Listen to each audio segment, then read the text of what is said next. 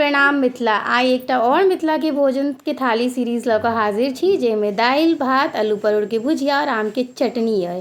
तऽ सबसँ पहिले भात बना कऽ काट कऽ लेबै अपना सब। भात बनि जेतै तऽ दालि सिंपल बनेलहुँ हेँ, सिर्फ नून हरदि दऽ कऽ मसुरी दालिके सीटी लगेलहुँ हेँ। ओहिके लेल तड़का बना रहल छी। तड़कामे हमसब देबै सुखायल मिरचाइ, हरियर मिरचाइ और सरिसो और लहसुन के फोड़न।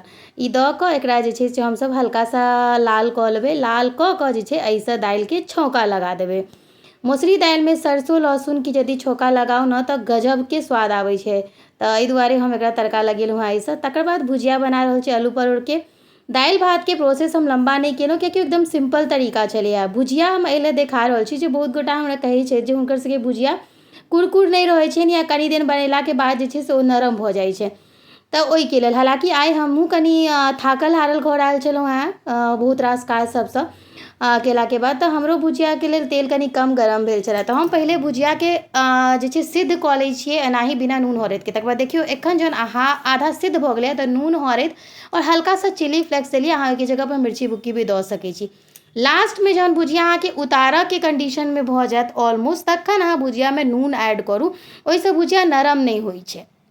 ई छलए सुझाव। और देखियौ भुजियाके एकदम कुरकुर कऽ कऽ बना कऽ एहि तरीकासँ तेल गाड़ऽ लए छोड़ि देबै तऽ भुजियाके सबटा तेल गड़ा जेतै, जे अपना सब करबे करै छी, और भुजिया तैयार भऽ गेल।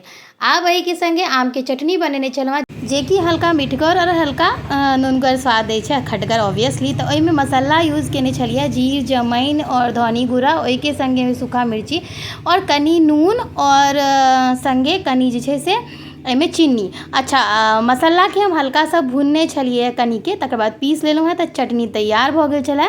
इएह चटनी छै। कोन मसाला कतेक लेने छलहुँ या चटनी केना बनेलहुँ तकर रेसिपी चाही तऽ अहाँसब कमेंटमे कहब, हम जरूर पोस्ट करब। आब थाली लगा लै छी। थालीमे सबसँ पहिले भात जरूरी छै, तकर बाद दालि परसि लेलहुँ हेँ, ओहिके संगे कनि भुजिया और आमके चटनी।